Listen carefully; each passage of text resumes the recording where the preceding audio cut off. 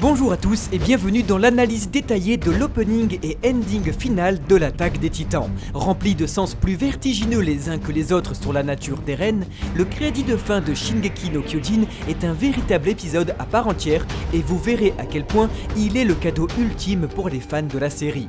Les deux génériques étant essentiellement basés sur les rebondissements d'intrigue qui auront lieu dans la suite de la saison, cette vidéo sera donc à caractère très spoilant, tant les révélations de l'ending faites sur la toute fin du manga sont absolument bluffantes. En effet, si l'opening explicite sans aucune retenue la suite de la saison, l'ending, lui, est une prouesse remarquable vis-à-vis du manga et de sa fin additionnelle. Alors, si nos analyses sur Shingeki no Kyojin vous plaisent, n'hésitez pas à vous abonner à la chaîne et à activer la notification.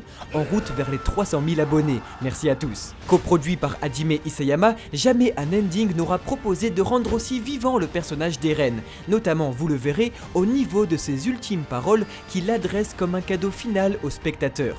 À travers donc un crédit de fin bourré de sens et de révélations, Eren Yeager nous parle une dernière fois, nous évoque ses regrets, nous dit qu'il a conscience de ce qu'il a fait et de ce qu'il est. C'est alors naturellement dans un crédit de fin qu'Eren nous donnera un dernier conseil primordial avant de disparaître pour toujours. The Rumbling ou le grand terrassement ne passe pas par 4 chemins. Avec son dernier opening, l'Attaque des Titans passe un cap en instaurant le grand terrassement comme une vérité à venir plutôt qu'une supposition à laquelle les lecteurs du manga n'osaient même pas penser.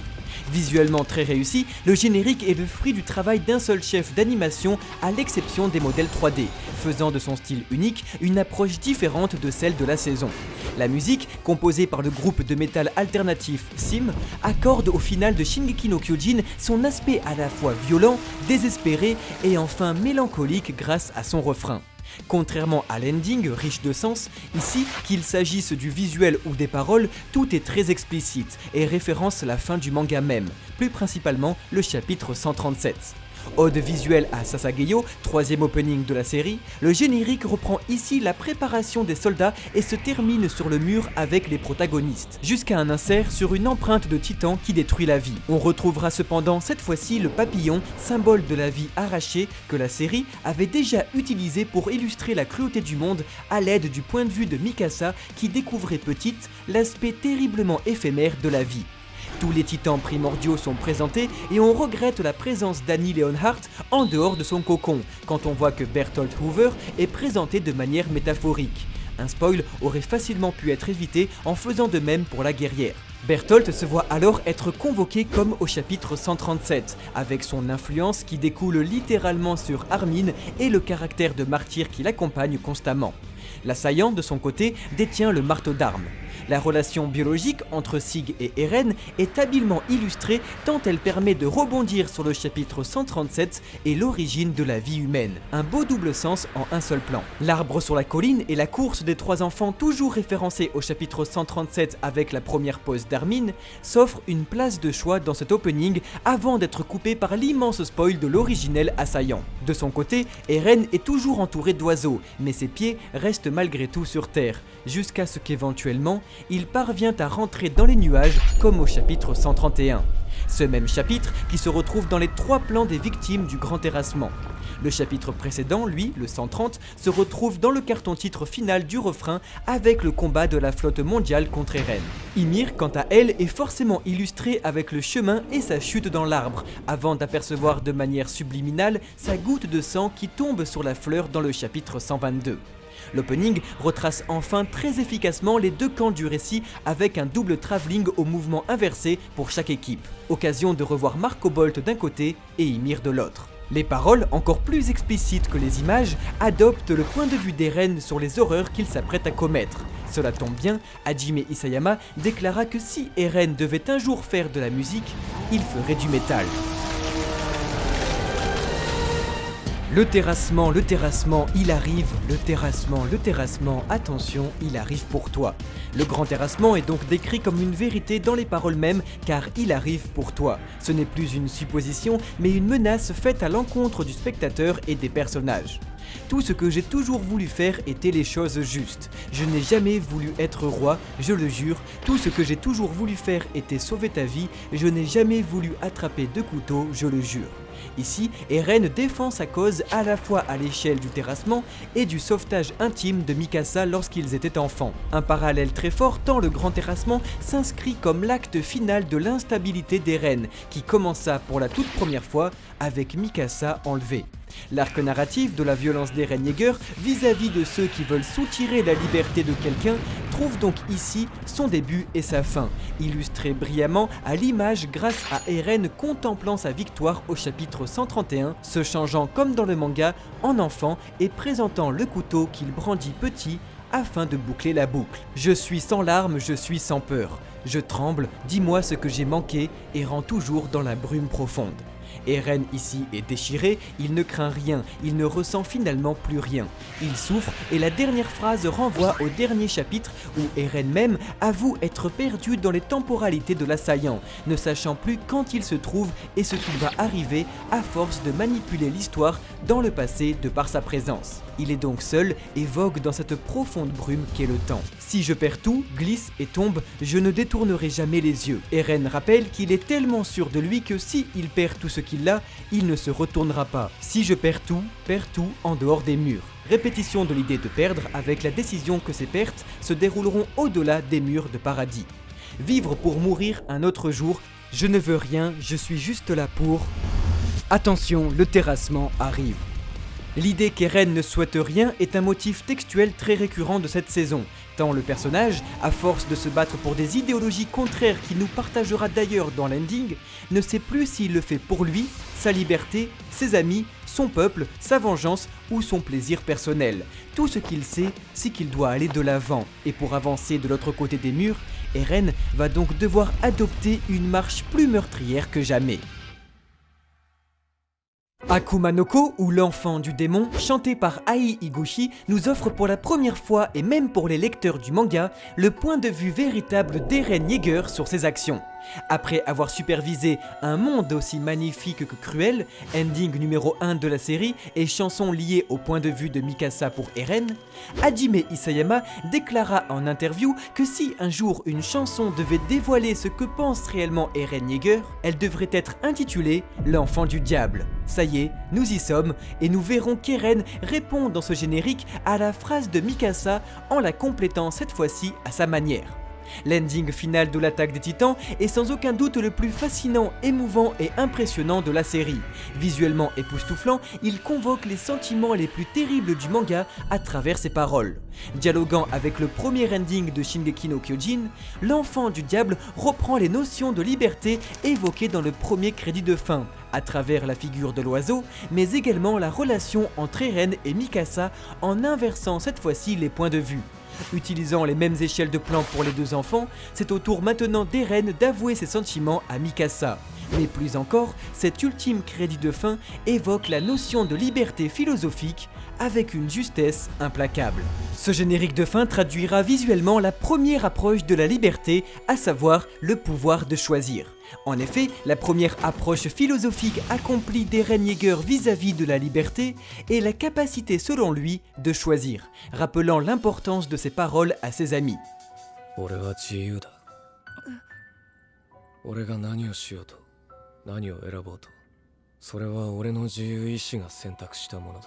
Eren est un oiseau souhaitant voler de ses propres ailes mais qui est rapidement arrêté par une cage, rappelant le titre culte d'Hiroyuki Sawano, Vogel im Käfig, oiseau en cage en français. Aussi, le visuel reprendra les échelles de plan adoptées par Requiem der Morgenröte, quatrième ending de la série, en remplaçant cette fois-ci Historia par Eren. L'ending illustrera habilement la relation ambiguë d'Eren dans son triangle amoureux avec Mikasa et la Reine de Paradis. Dans la seconde partie, Eren contemple le monde qu'il a toujours voulu dessiner. Des années après ses actions, Shiganshina disparaît sous la végétation. Si le vertige mélancolique est si efficace, c'est d'une part parce que Mappa décida de réutiliser exactement les mêmes plans de Wit Studio, en leur faisant subir le poids du temps qui passe à la fois dans le monde de la fiction et le nôtre, tandis qu'Eren, lui, reste un enfant. Ces multiples représentations du temps dans une seule image produisent un très bel aspect nostalgique. D'autre part, la connotation liée à la fin du manga et ses pages additionnelles provoque un tout autre sens aux images. En effet, Eren contemple avec une joie non dissimulée le monde qu'il a créé et qui continuera à exister après lui, rappelant les paroles du jeune homme dans le dernier chapitre où il avoue être terrifié à l'idée que le monde tourne après lui.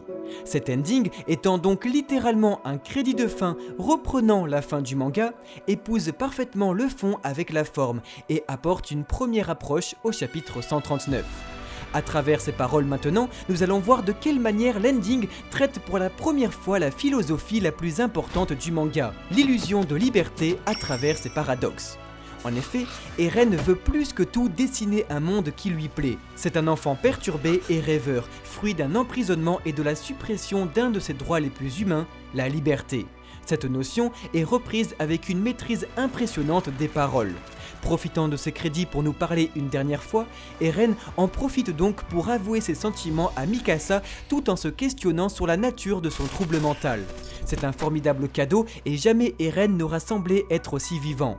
Vous allez voir que le jeune garçon n'aura jamais accepté l'idée de liberté politique, à savoir l'existence de règles et donc paradoxalement de restrictions qui régissent les hommes afin qu'ils puissent être libres. Oui, c'est compliqué, regardez. Par exemple, certains pourraient dire que le code de la route empêche une conduite en toute liberté. Or, sans lui, personne n'oserait prendre le volant de peur de mourir. Ce sont donc ces règles qui permettent de conduire et donc offrent une liberté. Une notion que refuse Eren, car certains pourraient dire que les murs empêchent l'homme d'être libre. Or, sans eux, personne n'oserait sortir de chez soi, de crainte de mourir dévoré par un titan. Ce sont donc les décisions de Karl Fritz d'emprisonner son peuple qui le rend paradoxalement libre. Tout comme Eren qui refuse celle de la liberté spirituelle, à savoir que la liberté est à accepter au fond de soi. Non, pour Eren, la liberté est un objet qu'il doit obtenir. Il ne sait pas à quoi il ressemble, mais il doit l'avoir à tout prix. Véritable oiseau malade, Eren nous parle une ultime fois avant de disparaître, car si il obtient enfin son monde tant désiré, il ne peut paradoxalement exister que sans lui. Une balle en métal est preuve de justice. Si je parviens à passer à travers, je serai à un pas de plus d'être un héros. Cette phrase symbolise l'action de Gabi dans le chapitre 119 et ses conséquences paradoxales. En effet, pour le monde entier, la balle de fusil la plus importante de tout le manga est la plus grande preuve de justice.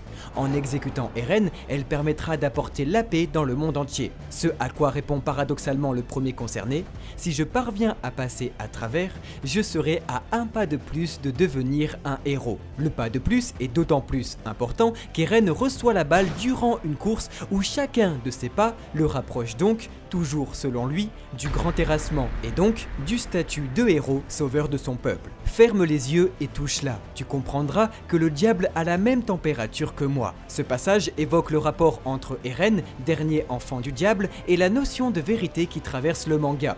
Eren s'impose comme le descendant du diable qui, selon la légende, fit un pacte avec la grande prêtresse Ymir et embrasse sa destinée. La phrase reprend alors la notion de fatalité qui entoure le titan assaillant, paradoxe temporel qui pousse l'histoire à s'écrire autour de son dernier détenteur historique, Eren Yeager.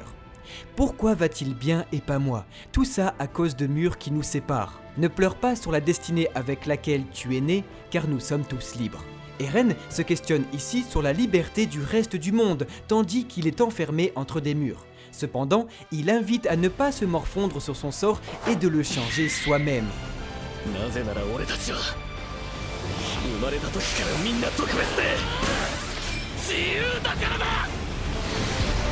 Le motto d'Eren se retrouve donc jusqu'à même les paroles, reprenant la phrase du chasseur en scellant le district de Shiganshina. Si nous avions des ailes comme les oiseaux, nous pourrions aller n'importe où. Mais si nous n'avons nulle part où rentrer, nous ne pourrons aller nulle part. Je ne veux pas juste survivre. Ici, Eren évoque sa volonté à pouvoir être aussi libre qu'un oiseau, figure principale du manga. Ce passage est donc l'un des plus importants de toutes les créations audiovisuelles liées à l'attaque des titans, puisqu'elle évoque pour la première fois le paradoxe d'Eren Yeager. Être libre jusqu'à ne plus l'être. En effet, pour être libre, il faut avoir brisé les frontières qui nous enferment. Cependant, briser une frontière revient à étendre ses ailes vers un horizon plus grand encore, mais toujours aussi fermé. La folie d'Eren Yeager se puise donc dans le besoin d'avoir toujours plus de liberté, alors qu'elle est une notion qui ne peut se mesurer. L'attaque des Titans, à travers le personnage d'Eren, nous prouve que nous idéalisons tout ce que nous n'avons pas, et souhaitons l'obtenir, bien que ça ne puisse pas être quantifiable. Certains rêvent d'être une star, or aucune star n'a l'impression de l'être et envie une célébrité plus connue. D'autres rêvent de devenir riche, et si vous deviez le devenir, pour qui le seriez-vous? Vous le seriez pour celui qui vous trouve riche, car plus fortuné, comme la star, ne le serait que du point de vue de ceux qui vous idolâtrent. Enfin, un homme emprisonné ne peut qu'aspirer à se libérer de sa cage. Fantasmant l'idée, il en fait devenir une chose. C'est à ce moment que la personne devient malade, car elle cherche à obtenir cette chose qui n'existe pas, et décide de mettre tout en œuvre pour l'obtenir. Devenir encore plus riche, devenir encore plus connu, être encore plus libre. Le livre d'Armin participe à cette obsession maladive qui pousse Eren Yeager à créer un univers qui lui plaît exclusivement à lui et à lui seul. Comme un enfant capricieux qui dessine son petit monde, Eren arrive à un moment de sa vie où il parvient à redessiner la Terre, et fatidiquement, il n'a, comme les paroles le précisent, nulle part où aller. En supprimant la notion de liberté politique que nous avons vue précédemment, il n'a jamais été aussi libre et n'a jamais été aussi enfermé. Le chapitre final précisera ce paradoxe en montrant à Eren le monde qu'il a dessiné uniquement à travers une fantasque représentation du chemin. Le monde qu'il souhaitait existe, mais seulement dans son esprit, chose dont il ne pouvait se contenter. Prisonnier de sa cage, Eren n'a eu cesse d'idéaliser le monde à travers les barreaux, jusqu'à ce qu'il le découvre réellement et fut déçu. À force de vouloir aller de l'avant, Eren en a oublié le but, à savoir sortir de prison, et s'en est uniquement rattaché à l'idée. Il va de l'avant pour aller de l'avant. Ce monde est cruel, mais je t'aimerai toujours. Ici, Eren s'exprime à Mikasa en lui adressant secrètement ses sentiments. En reprenant sa phrase « Le monde est cruel, mais il est aussi très beau »,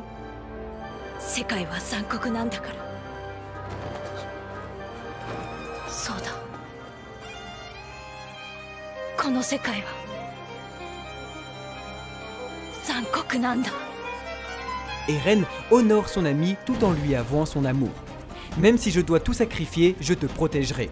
Le paradoxe d'Eren, à nouveau, mais à une échelle plus intime. Si il détruit le monde entier, il le fait pour la protéger. Aussi, le personnage d'Ymir peut rentrer en scène à partir du refrain.